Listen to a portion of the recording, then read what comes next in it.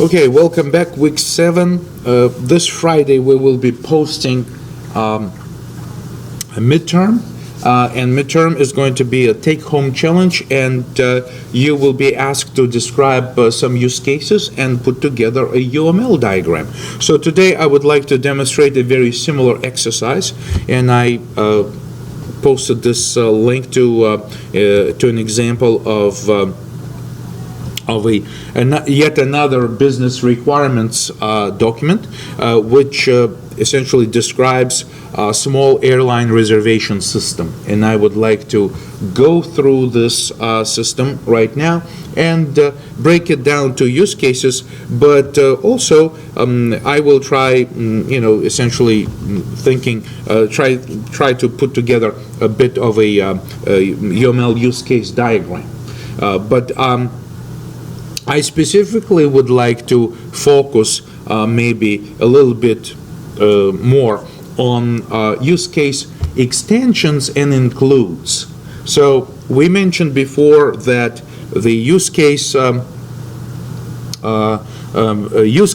typically has main scenario, which describes what happens within the use case, what the user is really doing, but occasionally we say that there could be special conditions which could be viewed as interruption of the main case scenario, and in that case we would like to do something else. So usually these things, something else, could be categorized as optional, right?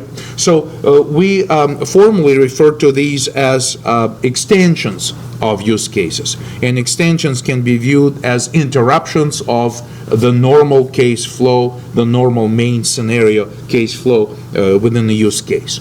Also, sometimes we can have mandatory parts of the use cases, but those parts can also be shared, just like procedures or functions in C, between multiple use cases. And if we notice something like that, we would like to make those parts not optional, but rather essentially refer to them as includes, essentially things that are included in multiple use cases.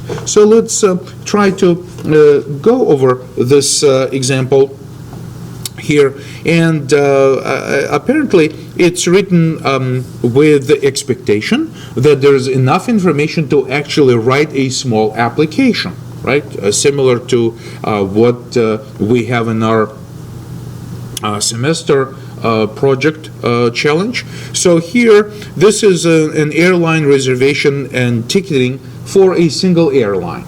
Okay, so of course we have multiple versions of portals online to do ticketing reservation, but also this system includes an agent support. So perhaps there is a travel agency with an actual travel agent who can help the clients to choose tickets, and they could be also, related to packages that they can get for their vacation or other types of travel. So we will be essentially falling back to the more classical model where there is a customer, there's an agent. In fact, let's maybe get started with some of these actors. So clearly, I think that the centric idea here is going to be, in terms of the actors, the actor is going to be a sales agent is definitely one of our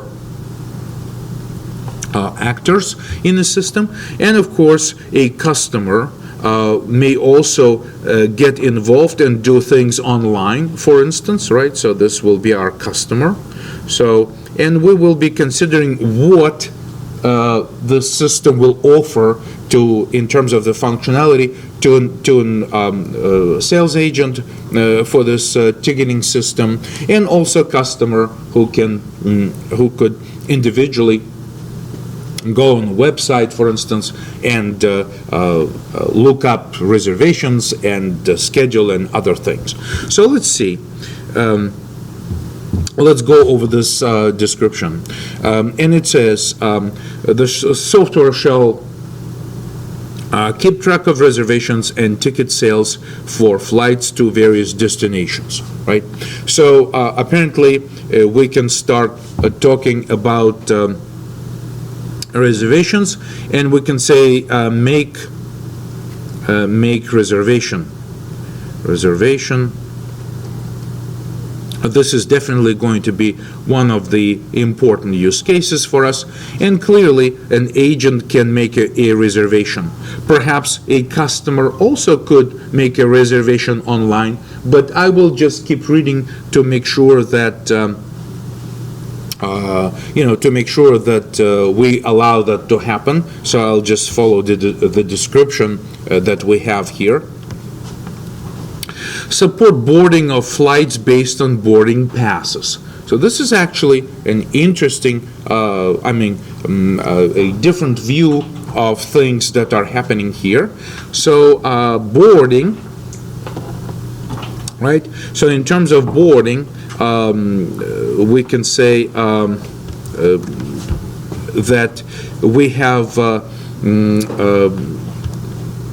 boarding passes involved here. So we can say that perhaps before you can board, you can print boarding pass, right? And we can say board passenger,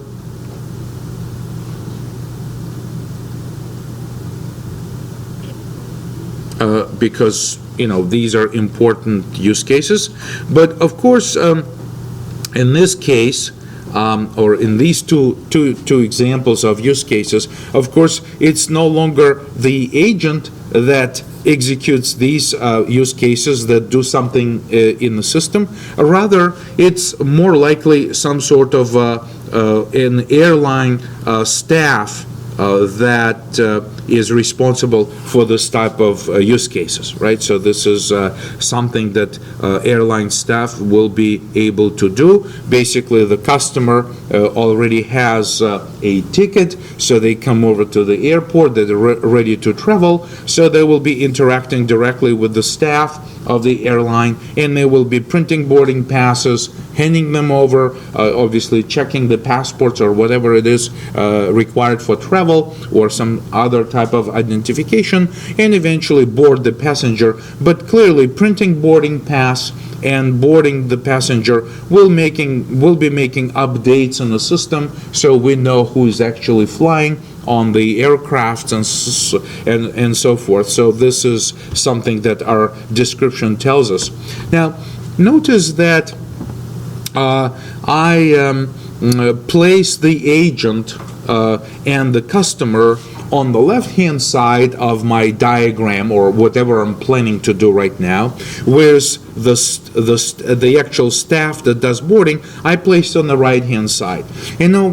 What I'm thinking about is that on the left-hand side, I will be placing my primary actors in the system, and the secondary actors will be placed on the right-hand side, because essentially these cases right now are less important to me, because clearly before I can process any boarding, I need to understand what I need to do to issue the tickets, to allow customer to pay to buy a ticket, and therefore I need to first deal with the reservations. And essentially our primary focus is on the customer side of things, but because customer is very closely interacting with the sales agent, these are the two primary actors that we would like to focus on.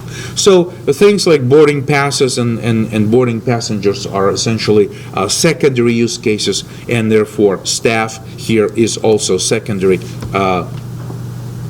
type of actor when I'm planning on these use cases. Support a waiting list for each flight. All right, so ultimately there could be flights that the customer wants to buy a ticket for, but apparently there may be not available essentially what happens, sometimes the flights get canceled, right? So people can make decisions and even choose a different airline if they have that kind of accessibility to a different airline. But at the same time, they would like to get on the waiting list, because sometimes what you get at the desk is just you being offered, your flight being canceled or delayed, and we could place you on the waiting list, right? So we can say, apparently, we can have a waiting list. So we can say add to waiting list. I'll just add to waiting list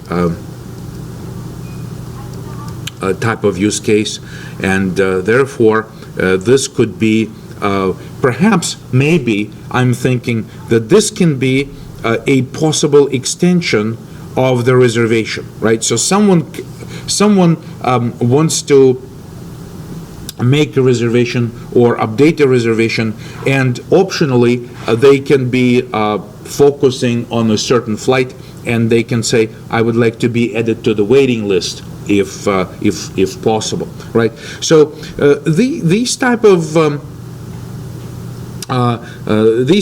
relationship between these use cases here most likely is going to be qualified as an include, right? Extend.